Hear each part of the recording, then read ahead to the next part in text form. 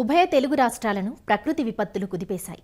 September మొదటి వారంలో కురిసిన కుండపోత వర్షాలకు వరదలు తోడై తెలంగాణ, ఆంధ్రప్రదేశ్లోని దాదాపు అన్ని జిల్లాల్లో పంట పొలాలు నీటమునిగాయి.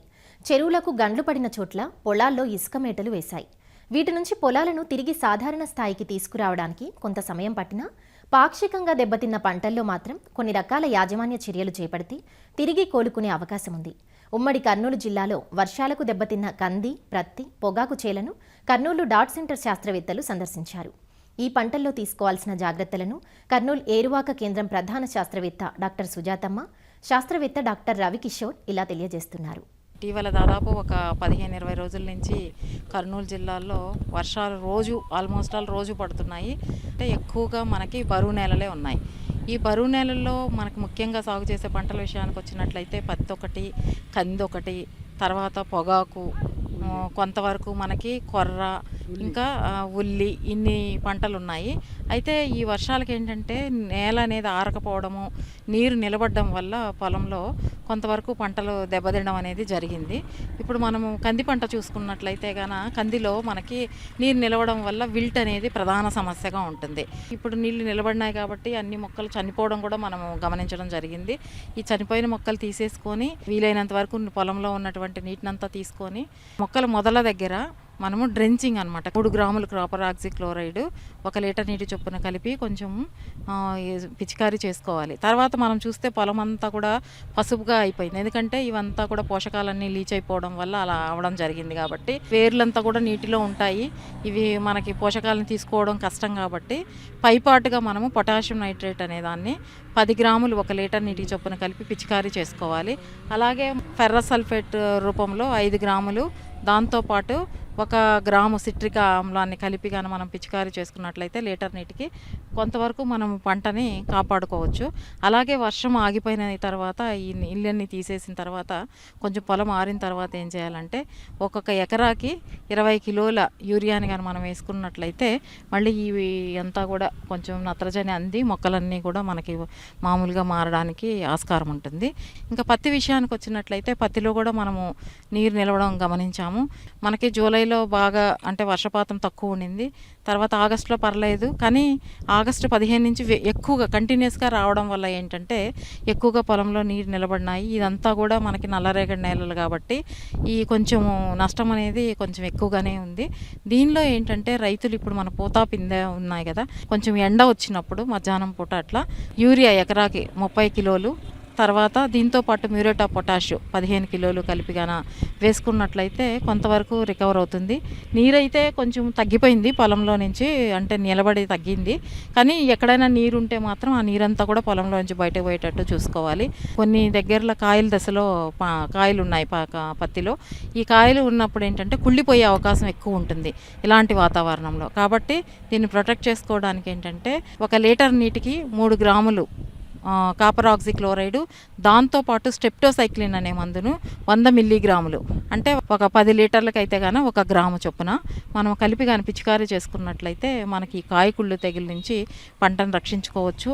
వేర్లన్నీ కూడా నీటిలో మునిగి ఉన్నాయి కాబట్టి మనం పంటకు వెంటనే మనం వేసిన ఎరువులు ఉపయోగపడవు. కాబట్టి పైపాటుగా మనము పొటాషియం నైట్రేట్ అనే ద్రావణాన్ని దాన్ని 10 గ్రాములు 1 లీటర్ నీటికి చొప్పున కలుపుకుంటూ, దాంతోపాటు మనకి చాలా వరకు పంటలో ఈ ఆకులన్నీ ఎర్రగా మారడం కూడా గమనిస్తున్నాం. కాబట్టి 10 గ్రాములు మెగ్నీషియం సల్ఫేట్ని మనం 1 లీటర్ నీటికి కలిపి పిచికారీ చేసుకున్నట్టంటే వారం వ్యవధిలో 2 సార్లు చేసినట్లయితే మనకి పంట రికవర్ అవ్వడానికి ఆస్కారం ఉంటుంది. ఇప్పుడు మనము ఇక్కడ పొగాకు పంటలో కూడా నీరు నిలబడడం చూసాము. అయితే పొగాకు నాట్లు అనేది ఏంటంటే ఈ వర్షాలను ఉపయోగించుకొని మనకు ఆగస్టులో కురిసిన వర్షాలను ఉపయోగించుకొని నాట్లు చేపట్టారు. అయితే పంట ఎర్లీగా ఉండడము, తర్వాత మనకి వెంటనే ఈ వర్షాలు పడడం వల్ల ఏంటంటే వేసిన మొక్కలు వేసినట్లు చనిపోవడం అనేది జరుగుతుంది. దీనికి దాదాపు పాపం రైతులందరూ కూడా ఇప్పటివరకు 10,000 దాకా ఖర్చు పెట్టారు. ఇదంతా వృధా అయిపోతుందని చాలా వ్యధలో ఉన్నారు. అయితే కొంతవరకు మనము అంటే ఈ యాజమాన్య పద్ధతులు పాటించినట్లయితే పంటని కాపాడుకోవచ్చు. దీనిలో ఏంటంటే మనము ఎకరాకి అదనంగా అంటే మనం మామూలుగా వేసేదానికన్నా కూడా నీళ్లు తీసేసిన తర్వాత ఎకరాకి 20 కిలోల యూరియాను వేసుకోవాలి. యూరియా కానీ లేదంటే పొగాకులో అమ్మోనియం సల్ఫేట్ అయితే ఇంకా బాగా ఉంటుంది. అమ్మోనియం సల్ఫేట్ని వేసుకున్నట్లయితే బాగుంటుంది. తర్వాత ఏంటంటే ఇప్పుడు మనకి కుళ్ళిపోయే సమస్య కూడా ఎక్కువ ఉంటుంది కాబట్టి దీనికి మనం కార్బన్ డిజం కానీ లేకపోతే మెట్లాక్సిల్ కానీ లేకపోతే కాపర్ ఆక్సిక్లోరైడ్ కానీ ఇది 3 గ్రాములు 1 లీటర్ నీటి చొప్పున కలిపి పిచికారీ చేసుకున్నట్లయితే బాగుంటుంది. జాగ్రత్తలు అన్నీ పాటించినట్లయితే పంటలు కొంతవరకు కూడా మనం రికవర్ చేసుకోవచ్చు. ఇంకా కొర్ర విషయానికి వచ్చినట్లయితే కొర్ర మనకి అంతా కూడా కోతకి సిద్ధంగా ఉంది. ఈ వర్షాలు పడడం వల్ల రైతులు కోతలు చేపట్టలేకపోతున్నారు. అదంతా కూడా రంగు మారడము, పంట పడిపోవడము, దీనివల్ల మనకి నష్టం అనేది ఎక్కువగా రావడం జరుగుతుంది. ఉల్లి దాదాపు ఒక 2 నెలల పంట మనకి ఉంది పొలంలో. అయితే ఈ ఉల్లిలో కూడా ఏంటంటే మనకి ముఖ్యంగా నీళ్లు నిలబడిపోవడం వల్ల ఇది గడ్డ ఊరే దశలో ఉంది కాబట్టి మనకి ఆ గడ్డ కుళ్ళిపోవడం అనేది జరుగుతుంది.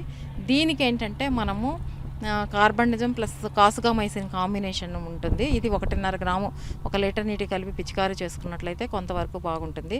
ఎక్కడైనా కానీ గడ్డ ముదిరితే మళ్ళీ మొలకెత్తే అవకాశం ఉంటుంది కాబట్టి అక్కడ ఈ మాలిక్ హైడ్రోజైడ్ అనే దాన్ని పిచికారీ చేసుకున్నట్లయితే మనం గడ్డ మొలకెత్తకుండా చూసుకోవచ్చు.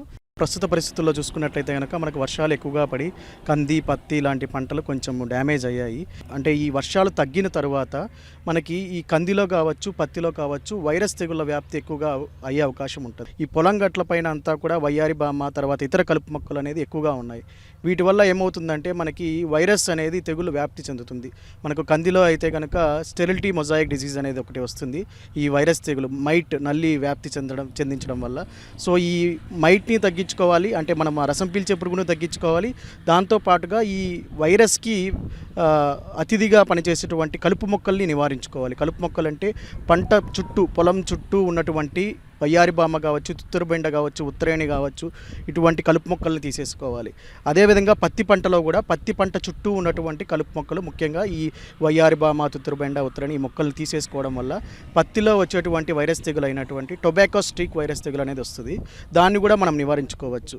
వైరస్ తెగుళ్ళను మనం నివారించుకోవడానికి ఒక్కటే మార్గం, కానీ తర్వాత మనకు వచ్చిన తర్వాత పంటను కాపాడుకోవాలంటే ఎటువంటి మందులు మనకి అందుబాటులో లేవు. ఒకవేళ వచ్చిన తర్వాత వైరస్ తెగులు మనకి వైరస్ వ్యాప్తి చెందినటువంటి మొక్కల్ని పొలం నుంచి తీసేసుకొని మిగతా మొక్కలకి వైరస్ వ్యాప్తి చెందించకుండా, వైరస్ తెగులు వ్యాప్తి చెందకుండా మనం పంటను కాపాడుకోవాల్సిన అవసరం ఉంటుందండి.